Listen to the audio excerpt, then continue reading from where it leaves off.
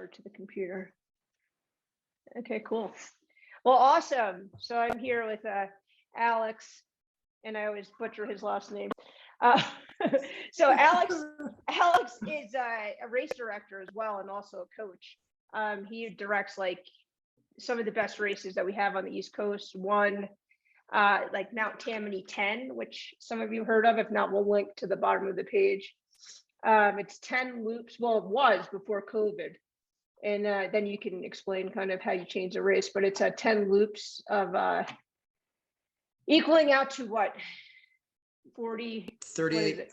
Yeah, about 38 and a half miles and 12,500 vertical. Yeah, so 12,000 feet of vertical. I've done it a couple times. It's pretty awesome. Go ahead and talk about the latest, the new course. I think you've won it too. Yeah, I've won it. Yeah.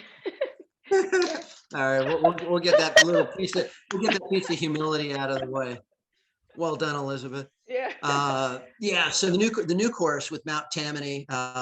In bottom line, we can't have it on the front end until things settle down with COVID, because it's it's an escalator going up the mountain at this point. I mean, there's people every 3-4 feet going up and coming down, and it's just bottom line, it's unsafe for anyone to be able to expertly navigate those trails and fly down them anymore, let alone go up them. So that said, we've worked with Worthington State Park, and then we're calling it the backside of Tammany. Oh, okay. That's so you cool. have, that's clever. Yeah, and it's within. We're starting and finishing within the campgrounds of Worthington State Park, and it's going to be about a little bit longer now. It's going to be about a 4.6 mile loop. We're only going to go 9 times instead of 10 because of the longer distance per loop. It equates to about 42.3 miles versus 33.8. It does have the same amount of elevation though. That's cool. And the few people that have run it think they feel it's going to be just as challenging once you get into loops 5, 6, 7, 8, 9. And there might be a little bit more parity between your athletes that are pure climbers and pure descenders, folks that are solid speedsters that might not have that strong mountain base yet, but can still put some time down. And I think that and this is coming up soon, right? Yeah, we've got it in 23 days, 30 of October. So since we're talking about it, for those of you, we're going to open up registration again. We cleared the wait list for the people who were thinking about participating on the 30th. So we've got 15 slots open. So we're going to go with 15. We're opening the registration for a short period of time, 15 slots, and then 15 people on the wait list. Yeah, that's awesome. And then as soon as that fills up, we're cutting it off. So tomorrow at 8 p.m., we'll be opening registration on 8 October. Nice. And it's Athletic Equation, and I'll put the link to his website at the base of the screen. He has a lot of cool events. Also an all women's event, which is pretty cool. And his daughters help kind of RD that with him, which is so exciting and cute. Yeah, so, that was their brainchild. It's called No Man's. Yeah, sorry for the. Yeah, it's called No Man's 25K and 50K. Yeah. Awesome. And that's down in Prince William Forest Park in Virginia. We limit it to about 100, 120 all female runners.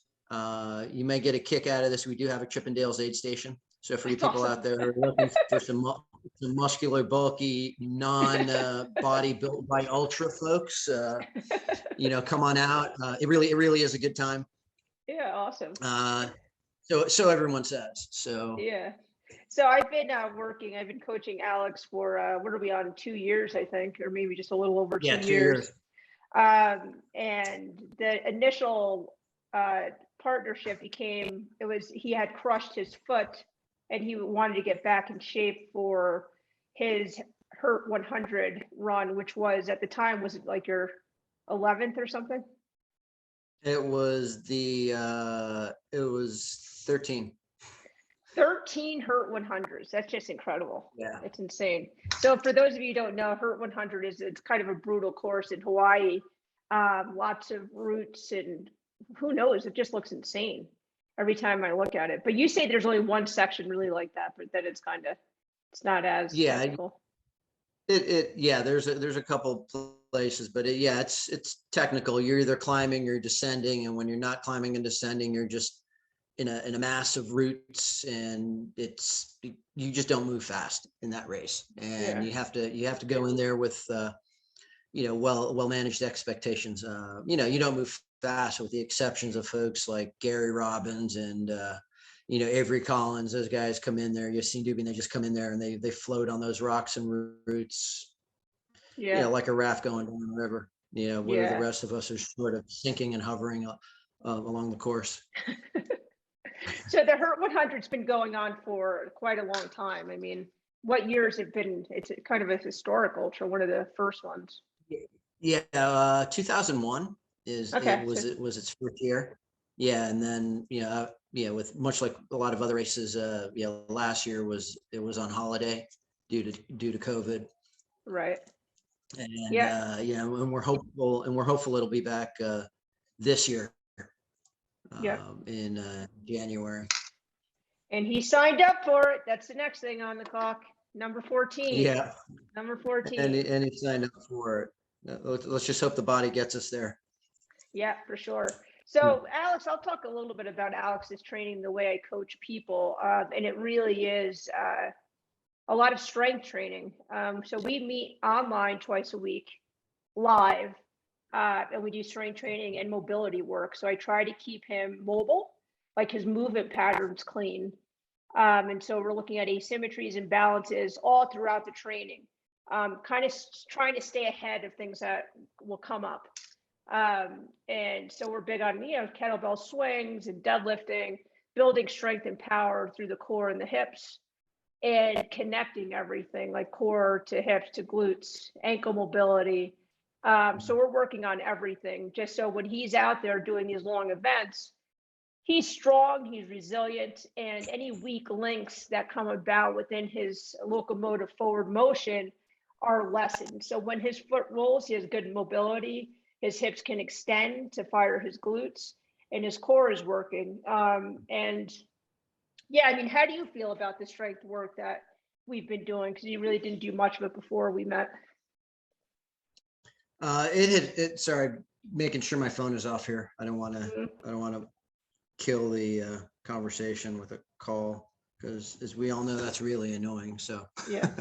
Anyhow, your question, it's helped me a lot. Bottom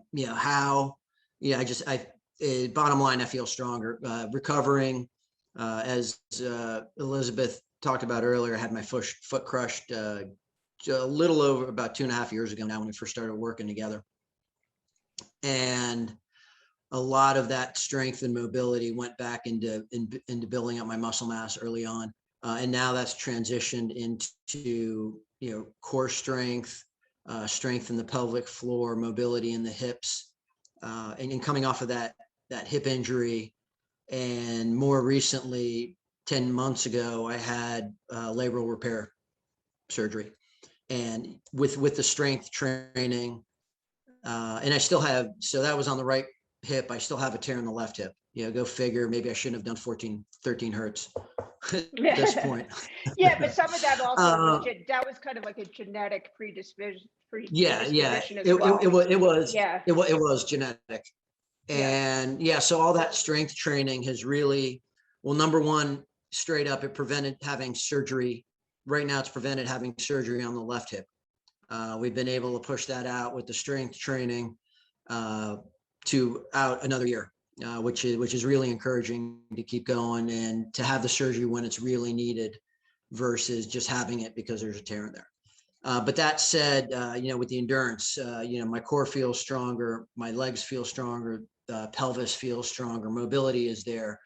Getting back to the technical trails, here in my backyard in the Shenandoahs and out in the Massanuttons, George Washington National Forest and Jefferson National Forest.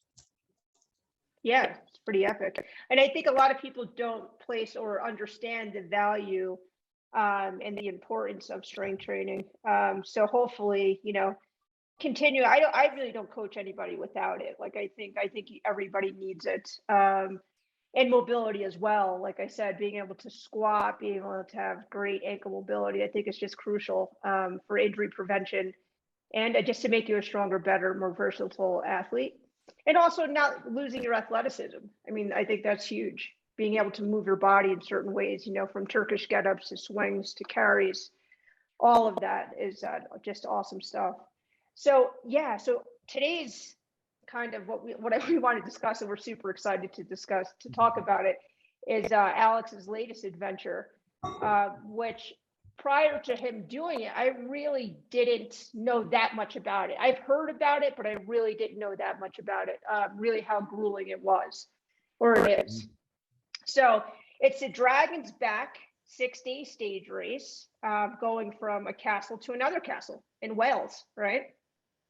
Along the spine of Wales. Yep. And you could just explain the details of what the race is. Yeah, so I'll shoot in on the high level details. So yeah, just like you said, you start in the north of Wales. So all right, so bottom line, I'll do the humble brag here. It's pretty cool to be able to say you ran across a whole freaking country. Yeah, that's pretty cool. And see some of the most beautiful scenery out there in the world. I mean, I think every location around the world has its own beauty when you're in the mountains. And Wales is next to none. And on top of that, you've got great people that are really warm, welcoming, accommodating. Yeah. So the race itself, you start in the town of Conway in a castle that's, pushing about 1,000 years old up on the northern shore. And then you traverse the mountain range, the spine of this, what they call the dragon. And then I don't know if it's true, the national animal of Wales is the dragon. As I understand, dragons can kill lions. Cool. England is the lion, for whatever that's worth. So and then you finish in the capital of Cardiff, and you finish in Cardiff Castle, which is 1,100 years old.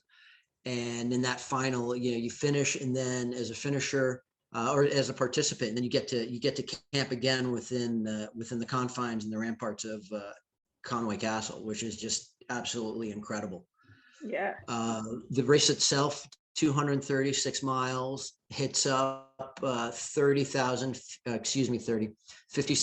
feet of vertical, which is equivalent to climbing to Mount Everest from sea level.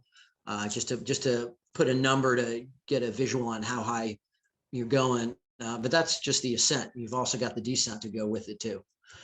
So you're looking at over 100,000+ feet of gain and loss over 6 days. Yeah, so let's take it by stage. So going into the race, of course, you always have hiccups, right? So Alex decides that he's going to get shingles. So that was great. That was like 15 days or so before, or something like that. And you never know. That's the thing with training. You never know what's going to happen. You have to be ready to roll with the punches. And this, I really do believe was your hardest kind of event that you've ever done.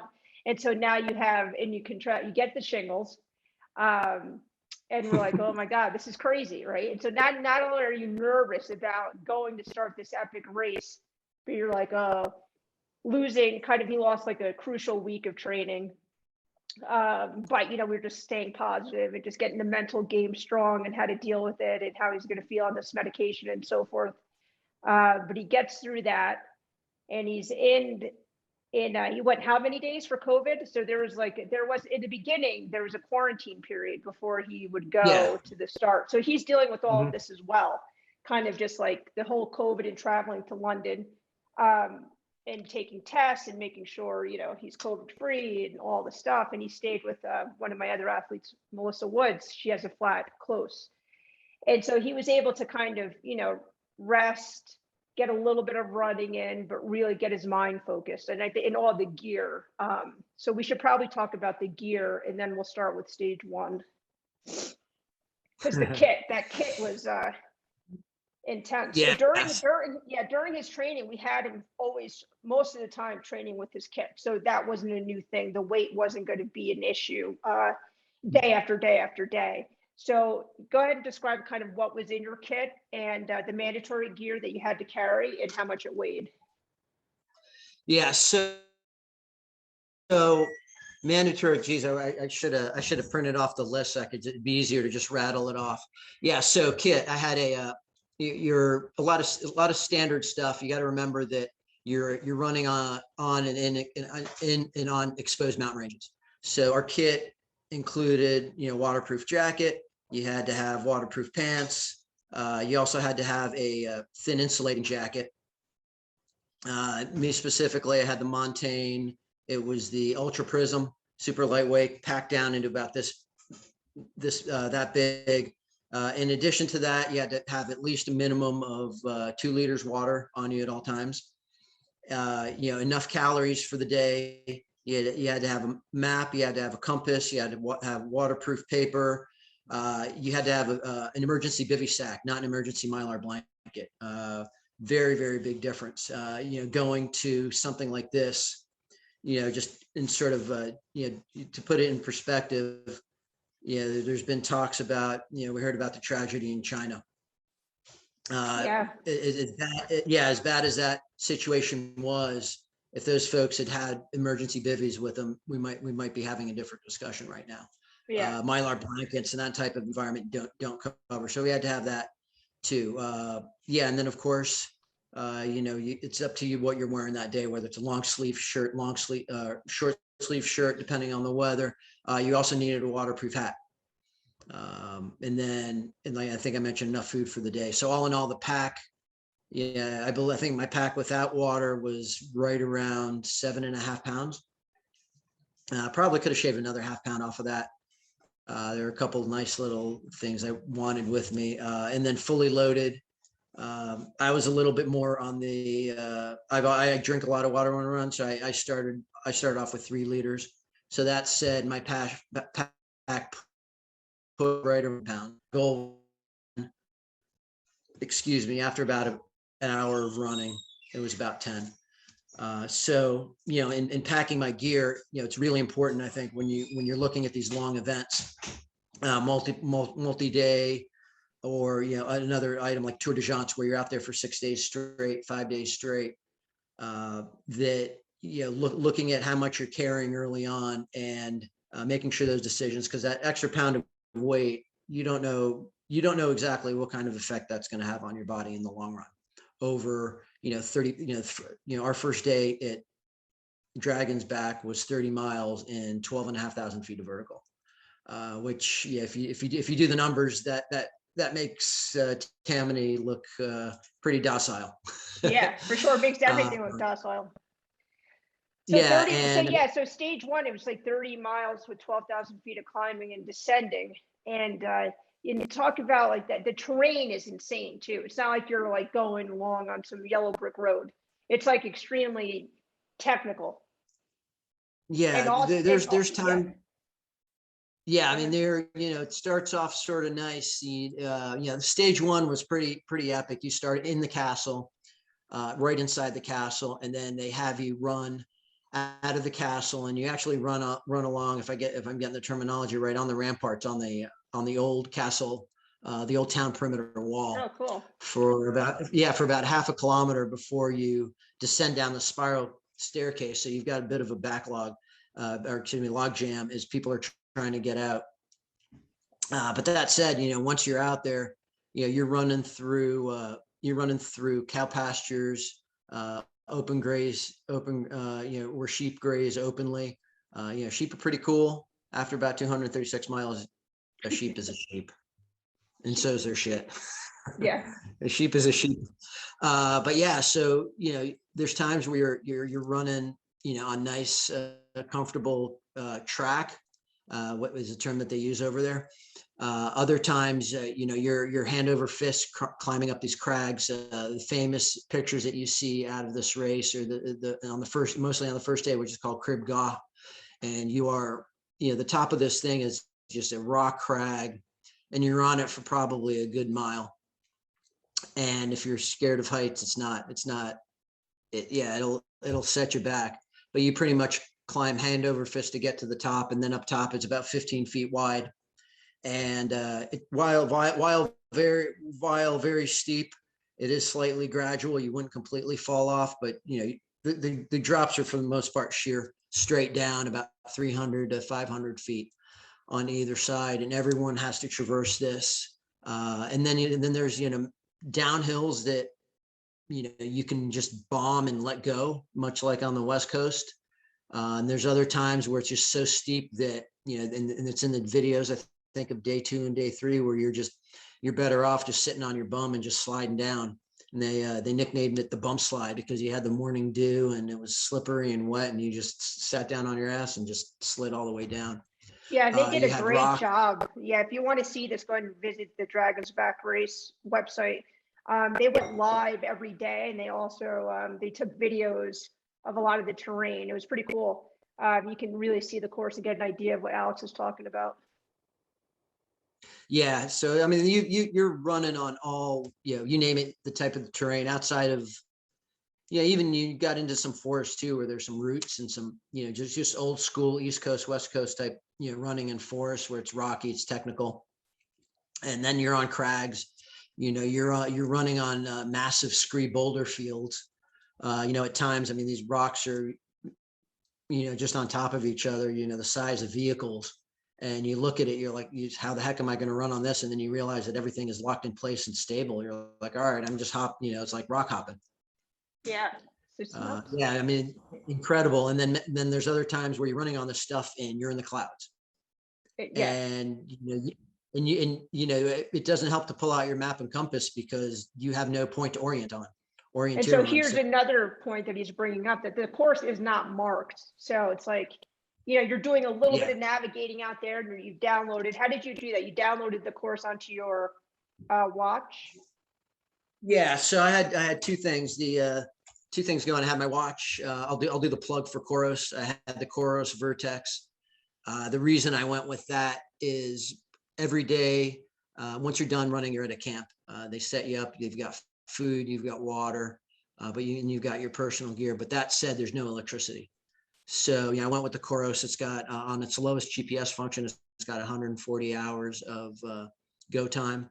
On the best GPS fidelity, it's got 70 hours. The race is 6 days. You can do the math. Yeah. Well, not you, That's but great. I'm just saying. Yeah. So that was the bottom line in terms of why I ended up purchasing this watch. Yeah. But yeah, so you got. Yeah, and there were people out there that didn't have GPSs. And they just, they did it with map and, they did it with a map and compass. I just pulled this. I had some of my kit here from something I'm putting together. So, they've got an official map. The map is really well put together. They make the map exclusively for the race, and they sift out any unimportant data. So this map is produced specifically for the race by the race organization. So that's really helpful, when you're going in, if and when you go into towns, which you really don't, except for really the last day, you might meander through. But yeah, so it was, you're up on the top of these, locked in foggy things, and you've got other people in front of you, and, we're honed in with our GPS watches. I also had the track download in the GPS. I had an app, a app from the UK which is much like our, like your Garmin maps here in the US. I had that downloaded on my phone. So I had two GPSs working for me.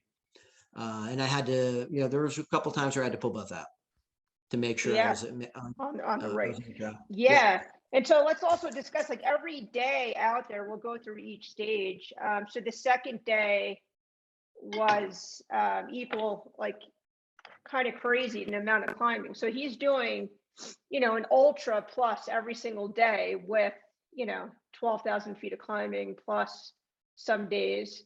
So let's go through stage 2.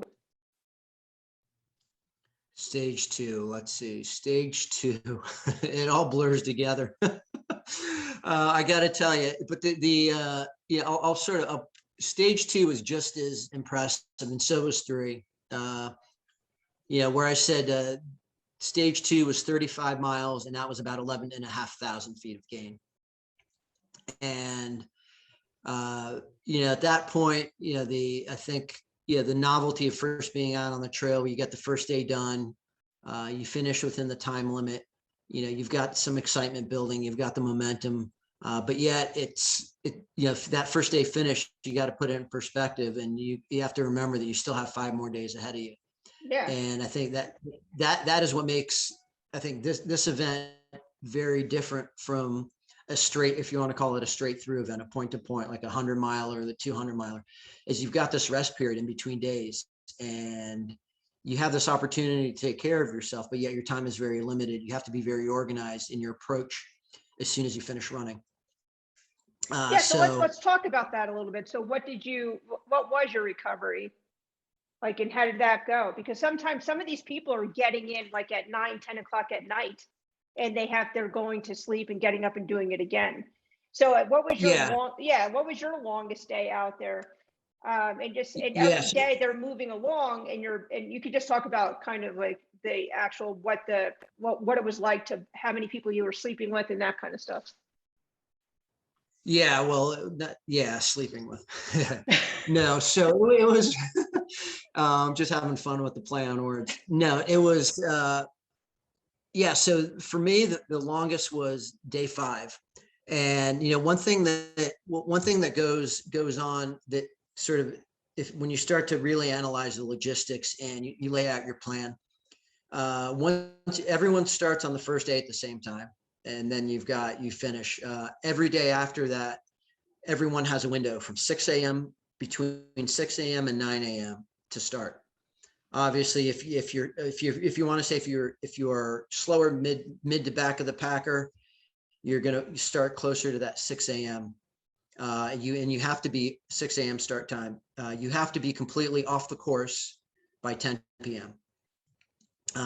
Within that 6 to 10 p.m., there are two, over there, they have slightly different terminology. There's a water point, and then there's a drop bag point. Mind you, they're not aid stations. So it's not like when we come into an aid station here and you've got a buffet of food and you have people catering. Bottom line, the drop bag point was a drop bag point, and they had water. That was it. They did have porta potties, so that was a luxury. And then the other part was just a water point. So you just went in there and you filled up your bottles with water, and you moved on. So, for me, day 5 was the longest. I was out there for 14 hours and 45 minutes. Wow. Every day for me. Yeah. And I was starting between 6:05 and 6:10 every day. And part of that strategy was the cutoff times for your water point and your aid station point. They don't fluctuate because of that window of start time. Mm-hmm. So, for example, day 5, it was very that was by far the most difficult day, and they touted it as so, and they didn't, and it was true to form. The first 16 miles. Looking at it now, it's 70 kilometers with 3,200 meters of climbing. Yeah. So it was just, so you had, so days 1, 2, and 3, you had 12,000 feet of vertical. By day 3, we're running 40 miles a day. And day 3, 4, 5, and 6, you ran 40 miles. And then you've still got the same amount of vertical of 11,000 feet, with the exception of day 4, which, they touted it as an easy day because you were at 40 miles and you only had 7,500 feet of vertical. So now we're just playing with numbers, right? Yeah. Now it's just so anybody who knows running or anything like that, it's just, it's incredible to me. And just watching it from the outside, because they had a great GPS system where we were watching, I would watch Alex, going, and you can see where he's at. And every day he finished, and, it was a buildup for his fans and his family. They also had the Dragon Mail where you can send messages to them, but they won't receive them until the end of the day. So it was like, it was pretty emotional from a coach's perspective too. Just I couldn't stop watching the dot, and I'm like checking in all the time. I also coach his wife, and I'm calling her. I'm like, did you see that? Did you? Everybody. It's like all this energy that was happening on the outside as spectators. But yeah, it was pretty crazy to watch. So I mean, so you're Yeah, looking at, yeah, 40 miles, 50 miles, 60 miles, with that amount of climbing every day. How did your body, take it? Like, so what were you feeling like when you woke up, say on day 4 to tackle the day? What are you stiff in the morning? Are you sore? Are you swollen? Can you see your feet? Did you have any feet issues? yeah, so I was fortunate. I did not have any feet issues. I don't know, some other people did. But I think for me, I've been fortunate enough where, if you want to say, I've got my foot system down pretty well with what I do, and if you want to say preventative, what I do with before I put on my socks, all the little things in the shoes. But yeah, that I was really fortunate with that. But sorry, say your question again. Yeah, no, it's just how did your body feel? Like, Oh, so, how the body when you're, feel? yeah, so when you're done with one race, usually you're just like, wow, this is, how am I going to go again? Then you start going. I mean, were you swollen? Were you stiff? Um, Yeah, was there I ever a wasn't. moment? Yeah. Yeah, I wasn't. Yeah, and at least for me, I was fortunate. I never became excessively stiff, swollen, and hopefully that was a testament to staying on top of hydration and electrolytes early on in the race. One thing that was unique to the race this year, unlike other years, day 1 through 3, Wales is known for its wet weather. It's usually cool, cold, even during the summer. A hot day for them is 75. Normally you're in the lower 70s, high 60s is a good summer day. If the sun comes out, people are running around with their shirts cut up, off at 65 degrees. For us, we're bundled up in a jacket. Yeah, but that said, those first 3 days, there wasn't a cloud in the sky. It was sunny and 80 degrees. And, I think, half the field, 40% of the field dropped after the first day because a lot of people didn't know how to deal with that heat. So the reason I bring that up is, I believe I was able to do a good job monitoring my electrolytes, my water intake, and of course your calories. So doing all that, I think that lended really well into as soon as I got into camp and started bringing full circle. As soon as I get into camp, what I did early on before I even got to the race, I wrote down just in a spreadsheet, just outlining, okay, cross, as soon as I finish, cross the finish line. What do I do? I had this spurt now, the people meet you with your drop bag and your gear bag, and they walk you to your tent. So it's like, okay, I had that listed. All right. And then it's step 2, get into flip-flops. Step 3, go get water. For me, I'll do the plug. Tailwind recovery is what I've been using for the last year. Works great for me. So I'd go get water with my water bottle, fill that up. And then after that, I'd have, I think it was the Ample. It was a meal replacement Ample, which was low in carbs, heavy in fat, and heavy on the protein. Yep. So So within the we first, had him doing a protein replacement after each day, just to be sure he was getting everything. And he also takes branched chain amino acids, glutamine, and a variety of other vitamins throughout his training. And so, and that also helped. And it's interesting too. Go ahead, because the lineup of this is pretty cool. You're back at camp. So back at camp. So for me, those are the first 3 things I'm doing. As soon as I would do that, you are without showers for a whole week in this race. Fortunate enough, each one of the campsites where they set up camp, and I'll get into the camp in a couple minutes. And after the next question, they've got a river by it. So, you've got a hand towel, and, I had an organic bar of soap. They said no bars of soap, but I figured it's organic. Anyhow, so that was my next step is, all right, I've got about 1,000 calories in me right now. Within that first 20, 30 minutes, I'm going and get myself cleaned off, get my what we call our camp clothes, which is basically, I had a pair of, zipper pants where you can zipper off the lower legs, heavy shirt, and a knit cap. Because it dropped down to the 50s at night. It was 80s during the day. So as soon as I finish up my bath in the creek, go put my stuff away, and then it's off to the chow hall. And if you're vegan, you're going to love this race. I'll just do the plug because they have vegan food the whole time. I'm not vegan, so I think if I have any more beans between now and the next time I participate in this race, it'll be too soon. But that said, I say that tongue in cheek. Their cuisine was really good. Their meals, they were well thought out.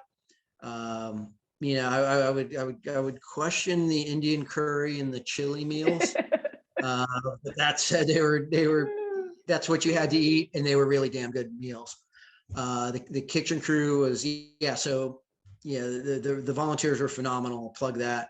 But yeah, so it was all about, as you're starting to see, it's all about the process. You take care, you fuel yourself as soon as you're done. You're constantly drinking this whole time, showered, get to the food, sit down. And that was sort of a nice time. I'd get my food, I'd sit down. You have to bring your own cutlery and plates too for this place. They don't provide any cups, any of that. So you had to bring your own little mess kit. So I'd get my food, I'd sit down, get some more water, and then I'd go over, and all over they had the dragon mail that you alluded to earlier. So as soon as I'd sit down with my meal, I'd go grab my dragon mail, and they'd print it off for you right away. Really well organized. You had a wristband with a barcode on it. So they just scanned it in, and within 10 seconds, you get your whole print up of. Wow, that's pretty cool. Yeah, I mean, this was top-notch organization. I mean, they didn't there wasn't anything left to question as a participant. You were well taken care of. There weren't any questions. There weren't any, oh, well, what if this happens? What if that happens? I mean, these guys are well thought, well planned out, and highly organized. Yes, I'd grab my dragon mail with about 10 seconds, go sit down. I'd have your response from my family, friends cheering you on. And and then just you'd get these random people too that would just or friends that you hadn't talked to in a few months. They knew you were doing the race, and you just hadn't communicated them with a couple 3 months, and there were a couple of those folks in there, and they popped up, and you're just like, wow, this is awesome. Fun. Yeah, that's great. Yeah, the dragon mail was one-way communication though, so. The other piece of mandatory gear was you have to carry your cell phone with you. But that said, most of the places you didn't have cell phone coverage. In the towns you did. Days 1 through 3, cell phone was coverage was spotty. After that, it got better. But that said, it was all about the process at the end of camp. So you'd eat your meal. You'd sit down with maybe some of the folks you shared trail with that day, or just other random people that you hadn't met, build your, introduce yourself, build your community, right? It's about so you must have made some serious connections there, everybody going out and finding yourself and, making new friends. How many people were you actually sleeping with, like in the same sleep quarters? Yeah, so the way they had the tent set up, because of COVID, they had, you could request your own tent. And that was generally a 2-man, think MSR 2-person tent, something to that effect. Mm-hmm. That's what you would get. And there were only about 10 people, but generally the tents, they were 8-person tents. Excuse me. As you walked into the tent, you had a big center area, and then you had 2 rooms on each side, and each of the rooms were sort of like pods. And then you had 2 people in each one. So we had 8 people in our tent. And, and it was fairly well organized. But they put you with the same people like every single time. So every time you finish, you know where you're going. Do you have like a tent number? Like, so when you get in, you're going, because it's set up differently, like you're in someplace new. Yeah. So you're someplace, but generally the layout was the same. And so for example, I was tent 35, and the people in tent 35, we were all together. At least for the first 3 days. After the first 3 days, people who dropped after day 1 and day 2, they would start, disappearing. So at the end, I think we ended up combining, for numbers, it was tent 35, or excuse me, tent 33. So at the end of day 3, we were combined with tent 35. And gotcha. So we got to meet some new people. I think within our tent, the the very, very last finisher was in our tent on the last couple nights. And that was unique to see. That was special to see, because I went back and after the race was done, I looked at his data, and I think Nathan was out there 15 plus hours, with the exception of one day he was out there for 15 plus hours. So Every day, 15 hours ago. That's yeah. And you have to, and if you start to look at it, so all that process that I described, when I got into camp, I stopped off with eating, but then once I was done eating, it's like, okay, keep hydrating, go back to your tent, then you sort out, you set up your sleep mat, and I would get, when I would take my bath, I would get half dressed for the next day, if that makes sense. So I'd be ready to, partially ready to go. It's all about taking time. And yeah, so you have to set up your tent. And then at some point, you always end up putting something in your big drop bag, which is a 60-liter bag down at the bottom. And then you have to dump everything back out, pull the one thing out that's probably, I think I did it one day with my branch chain amino acids. I accidentally dropped them at the bottom. I loaded everything back up, and I'm like, shit, now I gotta dump everything out. Become something. Yeah, it's like time and effort, like everything. You want to be as efficient as you can.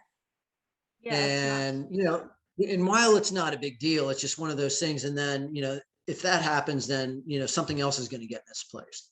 Right. Too. Like I think day 4, day 5, I brought 2 pairs of calf sleeves. I lost 1 pair. Where it went, I don't know. I couldn't tell you where it went. Otherwise, I'd have it with me.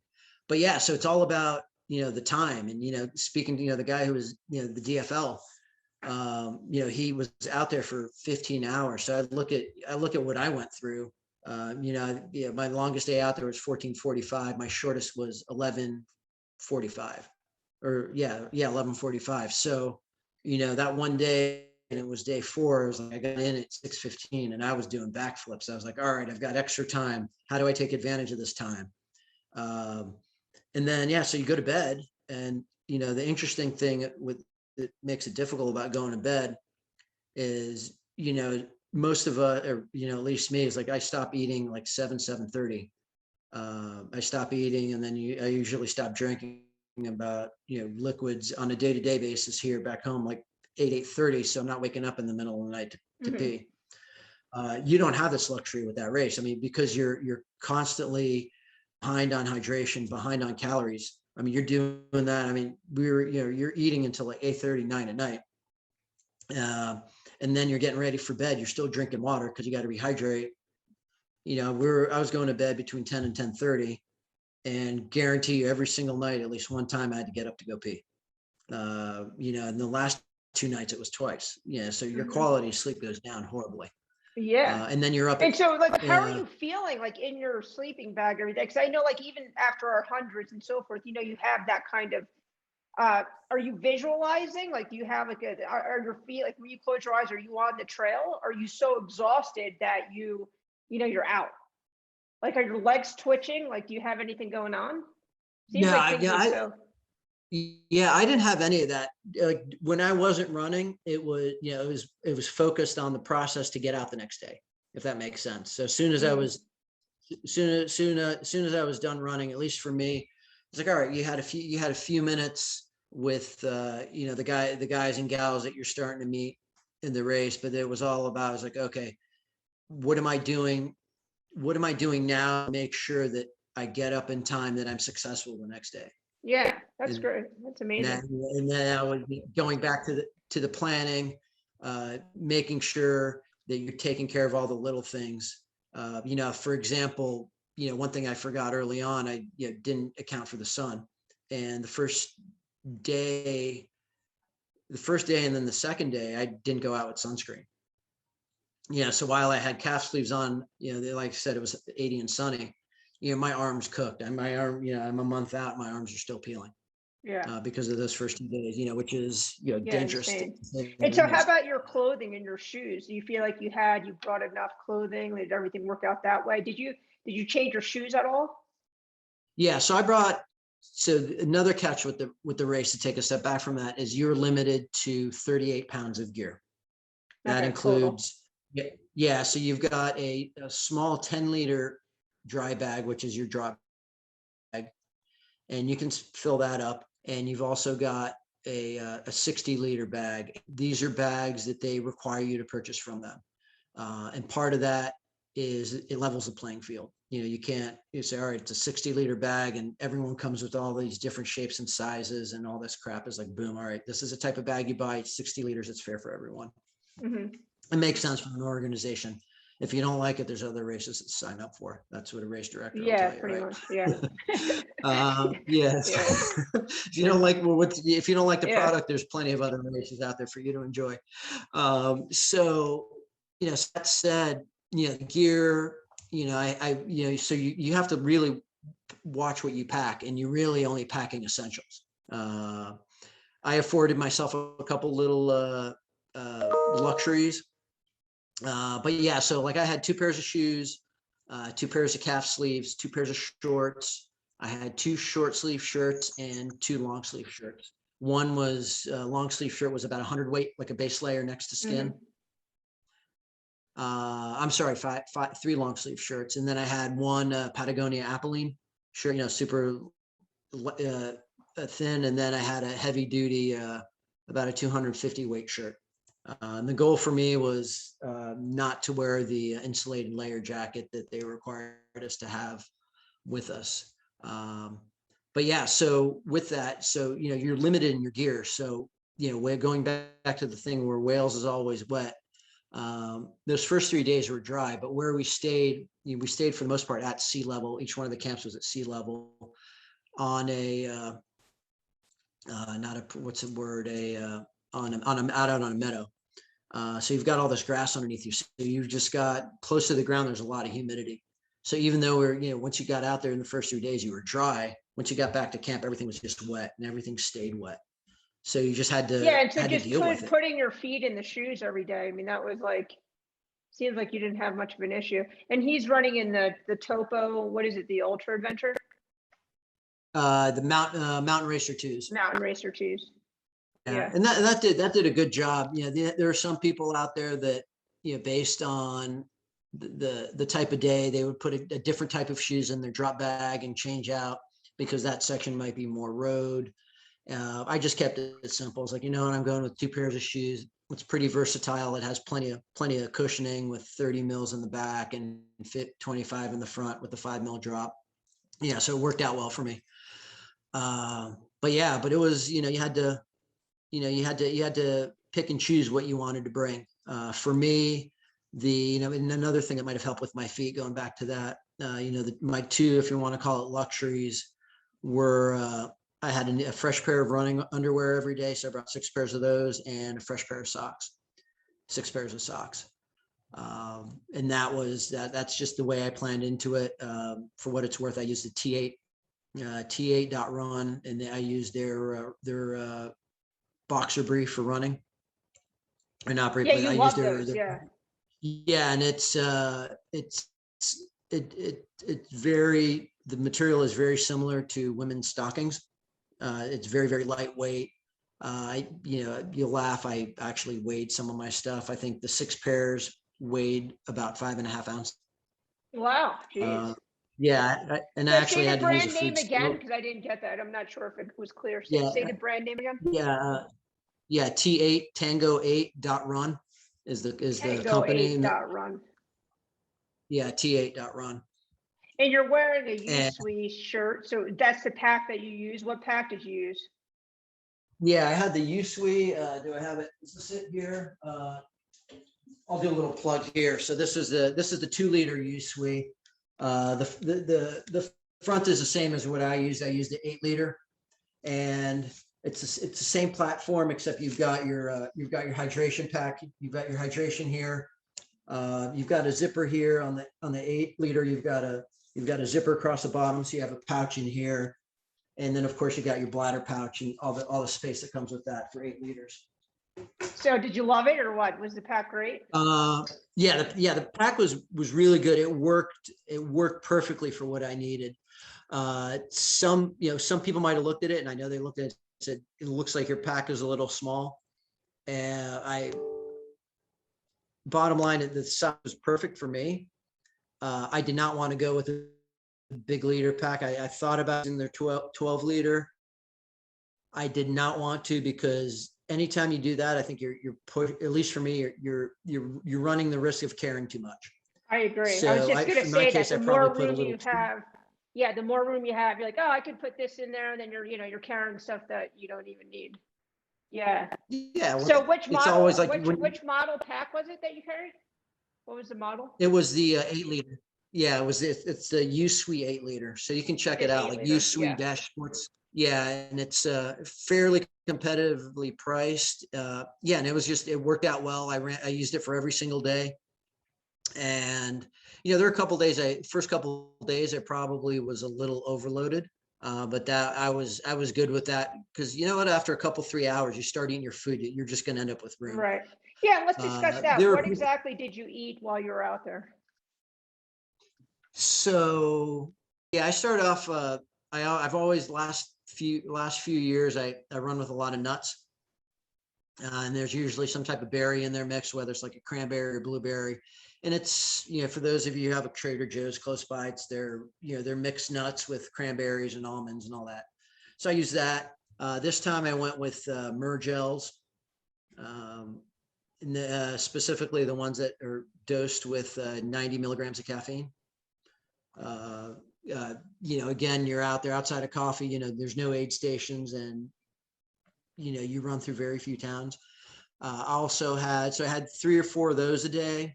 I also had 3 or 4 RX bars, and this is stuff that I brought with me from the States. Mm-hmm.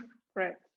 What else? I know I'm forgetting a couple things. I should have had this list. So, but yeah, the nuts. But anyway, so throughout the day, I planned for about 3,000 calories to carry with me. And then that was all, but I didn't have it with me the whole time. That was also split up because, like I said earlier, you've got a drop bag where you could pick up. So I dumped some stuff off in there, so I wouldn't be overloaded. And there's a couple other things that I'm forgetting too. What, did you have any tailwind? Yes, thanks. Yeah, I had 3 packets of Tailwind every day.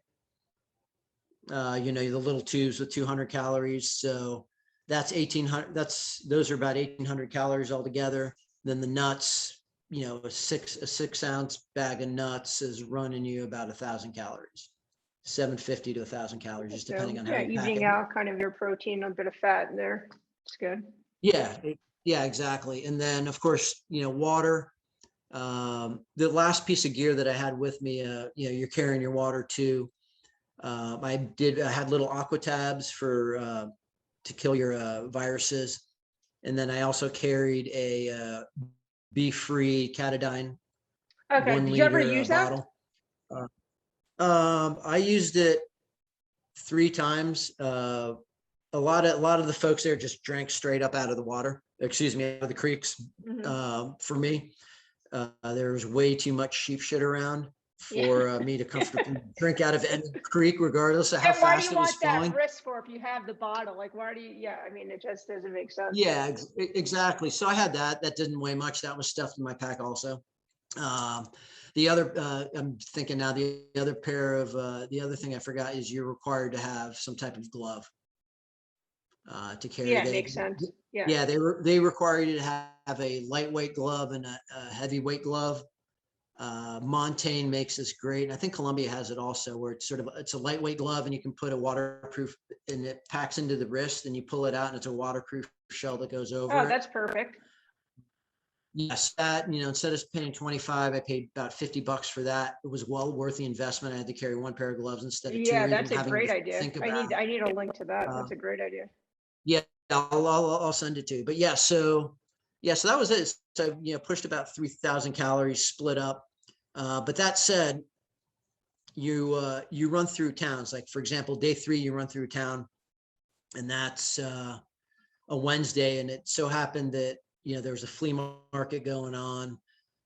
So stopped into a bakery, got a couple croissants, and Nice. and then pulled into what they call a co-op. They call it a co-op, but it's a grocery store. So went into there and got some sausage rolls, which is basically sausage filled with puff pastries. Nice. So grabbed a 6-pack of those. The co-op was a half a mile from the drop bag aid station. So I also bought 4-pack of Coke, shoved that all, Oh, pulled that my must have food tasted out of delicious, there, that shoved Coke. that into Whew. my drop bag. So I had that in my drop bag for the next day. So each Yes, day, you're like shopping a little bit for the next day, thinking about it. Yeah. yeah. So it's did sort the of people funny. in the, So did I the mean, people in the towns know what the race was going on? Were you seeing people like cheer you on and such? yeah, like yeah, absolutely, and that was cool to see. Like people, especially the smaller towns you're going through, they know that the race is in town, and for them, the smaller towns is like, all right, their business is going to make a lot of money with the runners coming through and buying, stuff Yeah, like I that's did. great. And so you're just Um, you carrying know, and cash with you, or it's just like Apple Pay or a credit card, or what are you doing? How are you paying for it? Yeah, exactly. Yeah, with yeah, I think as a result of COVID, like everything's gone, especially over there, has gone electronic. Yeah, so it was, yeah, we had, I had 50 pounds of emergency cash on me, but yeah, I just popped my credit card and yeah, Yeah, you were that's it. good. Nice. You're not allowed any external help from the race. So like you can have friends and family see you, but you can't take anything from them. You can't receive anything. You can't dump anything off with them. But anything that is on the trail during the race or on the route that everyone can leverage is equal opportunity for everyone. Gotcha. So yeah, so for example, the very last day, the guys I was running with, this was sort of fun. We'd spent a lot of time together over the previous 5 days, and I think you brought this up too. They're following my dot along, and then all of a sudden, off the trail, we make a hard right turn, go about a quarter mile, and then just stop there for 20 minutes, and then turn around, came back, and we continued on the trail. So yeah, there was a McDonald's there, and one of the Yeah, guys sweet. knew it. That He's must like, have "There's just tastes McDonald's." I was like like, it. what? Yeah. So Mickey what? Went D's, for an Mickey egg D's. McMuffin. Yeah, Yeah. sweet. So Good. I can't tell you the last time I had Mickey D's, but that was Yeah, pretty exactly. darn good. That's awesome. And then That's 5 miles later, we went into another grocery store. We got a egg McMuffin and Coke. 5 miles later, went into another grocery store in the town. We picked up some Coke and some other treats. Yeah, because now you have a You little know, bit of time. You're actually going to finish this thing. So it's like a little relaxed. Like, so was there any point yeah. in time where you didn't think you were going to finish? Um, I don't want to sound arrogant. You might have questioned it a little bit, but for me, the answer was no. It Never was, even entered your there mind. were, Yeah. like once I probably questioned it more when I started. And, but at the end of the day, I think for me, it was just, I was focused on each day, and it's like, okay, at any time, I think, yeah, you can twist an ankle, you can go down in a way that you're going to break a bone or, tear something where you physically cannot continue. But I think for me, it's always been, you got to take care of yourself, take care of the little things. And then, and then the people around you help each other and you're working together with these folks. Yeah, it's awesome. So that question of, and going back to what you mentioned earlier in our conversation about the visualization, constantly, visualizing, myself is, part of that sports psychology thing that people talk about, visualizing yourself achieving your goal, constantly visualizing yourself, crossing that wall into Cardiff and finishing in Cardiff Castle, but also at the same time, visualizing yourself and thinking about like doing all the little things day in and day out, finishing day 5, visualizing that, finishing day 4, visualizing myself going through those processes I told you about, visualizing myself doing those little things right, eating, drinking, and focusing on that. And then, focus on that. And I know if I take care of all those little things, then outside of, catastrophic injury, there's no reason why I should not finish. Yeah, it's Okay, awesome. maybe something that, yeah, but in the same breath though, Yeah, let's there talk was about all, like, yeah, go ahead. How many people yeah, started and how many people actually finished this race?